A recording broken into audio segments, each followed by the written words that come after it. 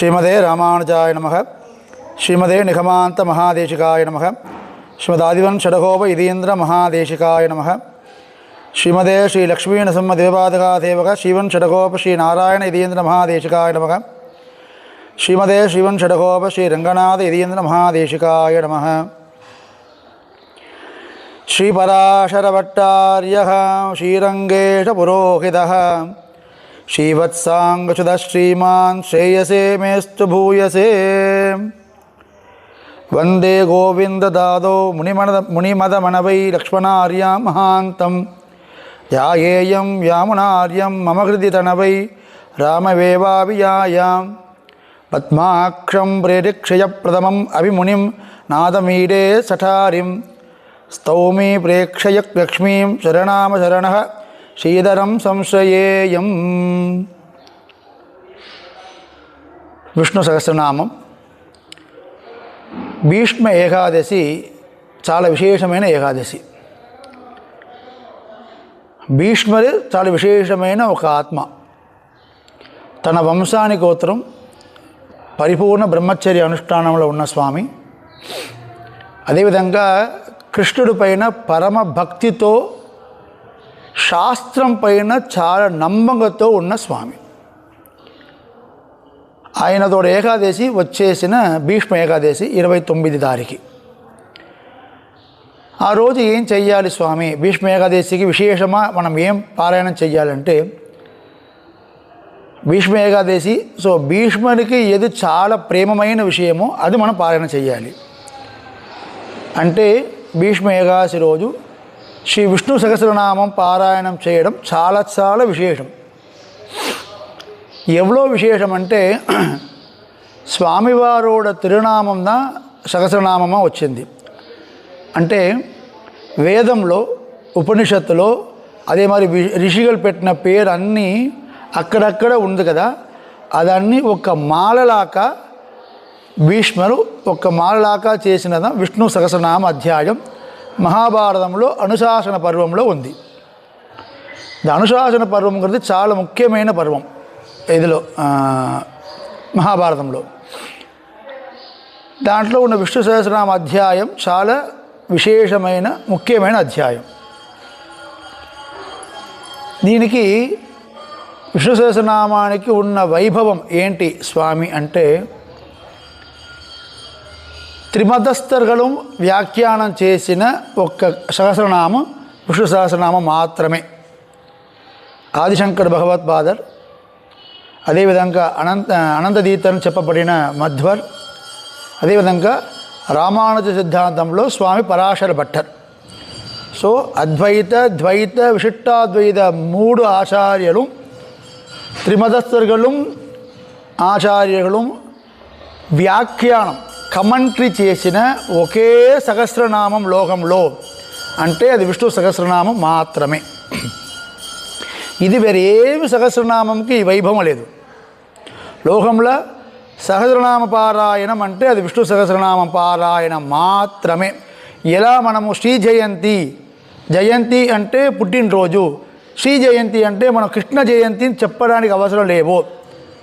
రామనవమి అంటే రామనవమిని చెప్పాలి, వరాగ జయంతి అంటే వరాగ జయంతి అని చెప్పాలి, నృసింహ జయంతి అంటే నృసింహ జయంతి అని చెప్పాలి, పరశురామ జయంతి అంటే పరశురామ జయంతి అని చెప్పాలి. కానీ శ్రీ జయంతి అంటే అది కృష్ణ జయంతి మాత్రమే ఎలా ఉందో అదేవిధంగా సహస్రనామ పారాయణం అంటే అది విష్ణు సహస్రనామ పారాయణం మాత్రమే. దానికి శ్రీ వైష్ణవ సంప్రదాయం కూడా ఒక ముఖ్యమైన ఆచార్య పురుషుడు స్వామి పరాశర భట్టర్.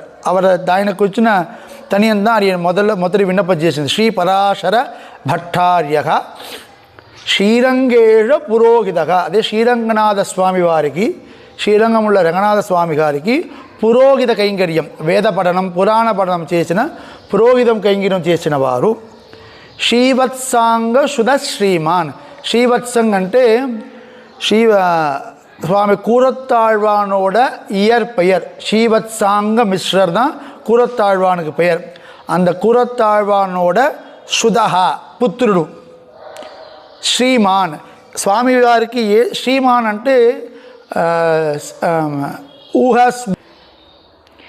పరాశర భట్టருக்கு ఏ శ్రీమత్వం అంటే శ్రీరంగనాథ స్వామి నంబెరుమాళ్ శ్రీరంగనాథ్యర్ అమ్మవారు వాళ్ళిద్దరూ ఈ పరాశర భట్టర్ని తన కుమారుడుగా దత్తం తీసుకున్నదే ఈ స్వామివారికున్న శ్రీమత్వం.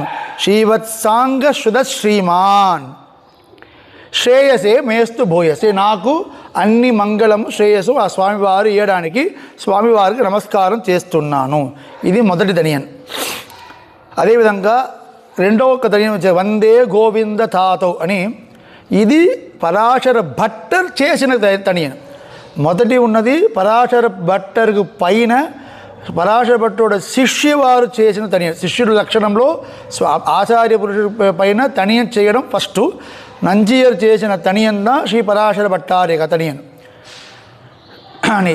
పరాశర భట్టర్ విష్ణు సహస్రనామానికి భాష్యం రాసడానికి ముందు తన గురు పరంపరని నమస్కారం చేసిన శ్లోకందా వందే గోవింద తాతౌ. ఇందులో ఒక స్వారస్యమైన ఒక విషయం. ఇందులో వందే అంటే నమస్కారం చేస్తున్నాను, கோவிந்த అంటే எம்பார் ராமானுஜரோட சிஷ்யர் எம்பாரோட சிஷ்யர் தான் பட்டர். తాతౌன்னா తండ్రిని పేరు. ఈ స్వామి నమస్కారం చేసినప్పుడు ఎలా నమస్కారం చేయాలి? ఫస్ట్ జన్మ ఇచ్చిన తండ్రికి నమస్కారము, జ్ఞానం ఇచ్చిన ఆచార్యకి నమస్కారం చేయాలి కదా అని అలా చేయలేవు. ఫస్ట్ నాకు జ్ఞాన జన్మ ఇచ్చిన నా ఆచార్యుడికి మొదటి నమస్కారము, ఆ తర్వాత నా తండ్రి అయిన కురత్తాళ్వాన్ నమస్కారం. వందే గోవింద తాతౌ అన్నారు. సో నార్మల్ మనకు జన్మం కానీ జ్ఞాన జన్మ ఇచ్చిన ఆచార్యుడు ప్రధానము. అది ఇక చెప్పిన విషయం. ముని మదమనవై అనవై లక్ష్మణార్యాం మహాంతం. లక్ష్మణార్యంகிறது ఎంబెరుమానార్. ధ్యాయేయం యామునార్యం. మహాంతం అంటే పెరియ నంబి, అది గురు పరంపర ఎంబెరుమానార్. మన స్వామి దేశికం చెప్పినాక என்னுயிர் தந்தளித்தவரை சரணம் புக்கு யான் அடவே அவர் குருக்க நிறை வணங்கி பின்னருளால் பெரும்பூதூர் வந்தவள்ளல் பெரிய நம்பி ஆள வந்தார் மணக்கால் நம்பி நன்னெறியை அவர் குறைத்த உய்யக் கொண்டார் நாதமுனி சடகோபன் சிறநாதன் இன்னமுத திருமகளை என்றவரை முன்னிட்டு எம்பெருமான் திருவடிகள் அடைகின்றேனே. அதுக்கு இதுதான் ఆధారமான శ్లోకం. తన ఆచార్య నుంచి శ్రీమన్నారాయణ లాస్టా శరణామచరణ శ్రీధరం సంశయే, శ్రీధరనాన మే మహావిష్ణువుకు నమస్కారం. ఎలా? నా ఆచార్యుడు ఆయనాచార్యుడు ఆయనాచార్యుడు ఆయనాచార్యుడు మహాలక్ష్మి, అది ముందుకు శ్రీమన్నారాయణకు నమస్కారం చెప్పిన మంగళ శ్లోకం ఇది. దీంట్లో స్వామి పరాశర భట్టర్ శ్రీ విష్ణు సహస్రనామానికి భాష్యం చేసడానికి ముందు విష్ణు సహస్రనామ అధ్యాయం, అంటే సహస్రనామానికి ఉన్న పౌరుషం ఏంటి, ఎంత ముఖ్యమైనది, వైభవం ఏంటి, విష్ణు సహస్రనామానికి ఉన్న వైభవంని ఒక శ్లోక రూపంగా చెప్తున్నారు. ఆ శ్లోకానికి ఏం అర్థం అదేదా ఈ వీడియోలో, ఈ తర్వాత వచ్చే 2 వీడియోలు part 1 part 2 we are going to see మనం చూడకపోతున్నాము. ఆ శ్లోకంలో మొత్తం 6 విషయాల్లో ఇలా ఎలా సహస్రనామాధ్యాయం వైభవమైనది అని 6 విషయం చెప్తున్నారు. 6 విషయంలో ఈ వీడియోలో 3 విషయము, నెక్స్ట్ వీడియోలో 3 విషయం మనం చూడబోతున్నాము. ఫస్ట్ శ్లోకము, ఆ తర్వాత శ్లోకంలో ఉన్న క్వశ్చన్స్ ఎలా ఉంది, అది ఎలా ఉంది మనం నెక్స్ట్ చూసుకొస్తాం.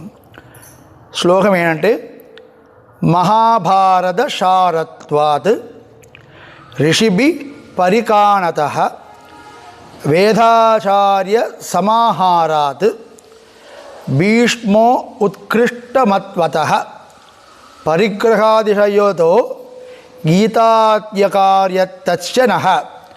సహస్రనామాధ్యాయ ఉపాతేయతమో మత. ఇది శ్లోకం. ఇందులో మొత్తం 6 పార్ట్లు ఉన్నాయి. 6 విషయాల్లో విష్ణు సహస్రనామం గొప్ప.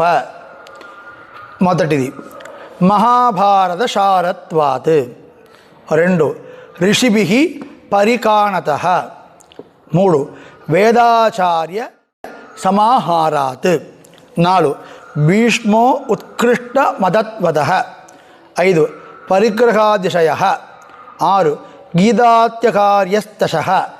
ఇది మొత్తం 6 విషయం.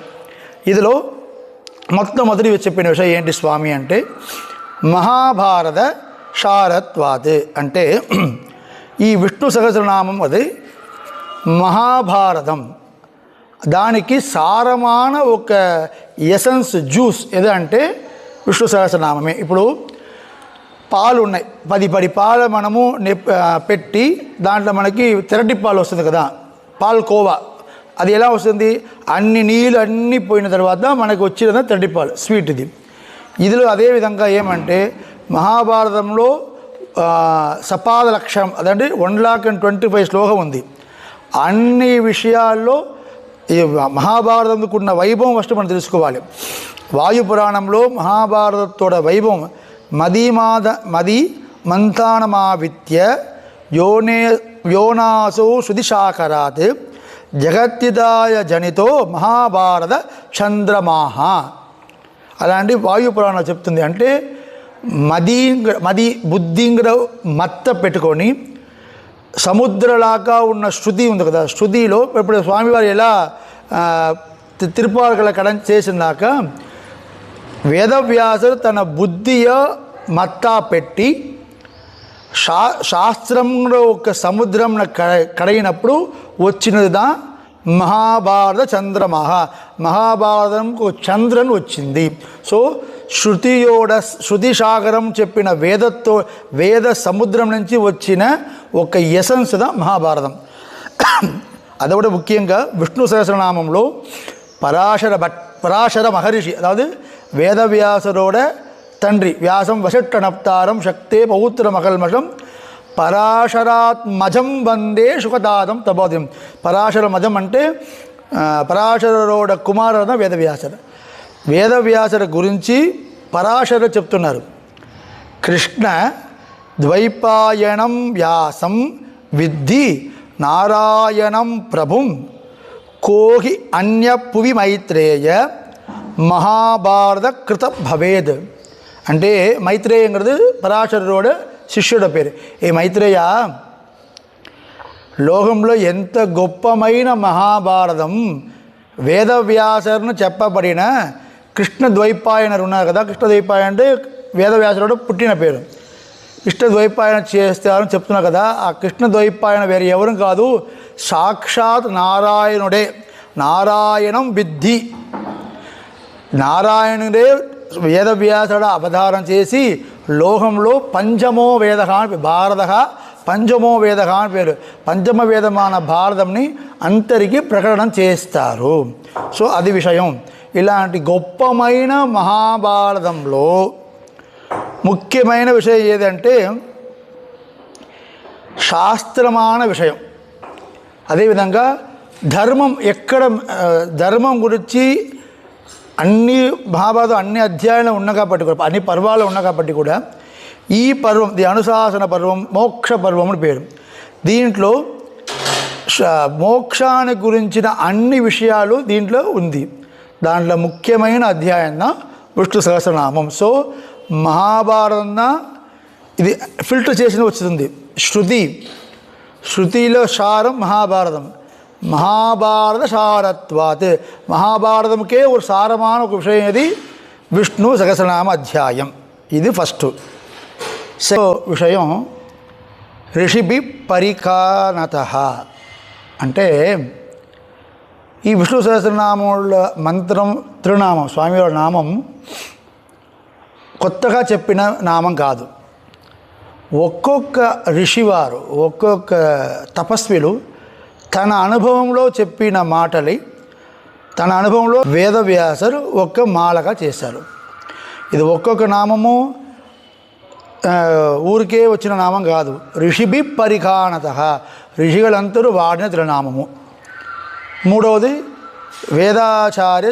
వేదాచార్యరాన వేదవ్యాసరు కలెక్ట్ చేసిన తిరునామం. అంటే ఎందుకు వేదాచార్యను చెప్పాలంటే ముందుకే చెప్పిన నారాయణం ప్రభుం విద్ధి నారాయణం ప్రభుం అంటే శ్రీమన్నారాయణుడే వేదవ్యాసరుగా కృష్ణద్వైపాయనుడుగా అవతరణ చేస్తాడంటే కృష్ణద్వైపాయనుడు ఎంత ముఖ్యమైన వాడు.